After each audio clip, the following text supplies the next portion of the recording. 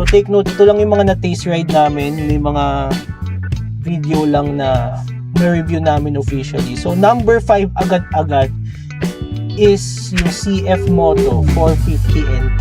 Okay, since this is a personal list, bakit to naging top 5 ko? Alam naman natin, tapos na-mention na rin to ni Ned, and kung napapanood yung mga ibang video namin, talagang classic bike enthusiast ako. Bakit ko to naging number 5? Dahil loaded ito with features.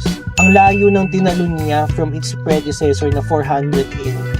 Parang worlds apart yung quality nun. Tsaka, for its price, sobrang pack niya. Nandun na yung sleeper clutch, yung TFT upgraded na din, tapos may mga option ka like traction control, may EBS na on and off. Pero, kahit na better yung engine nito, it's 50 horsepower. I think 7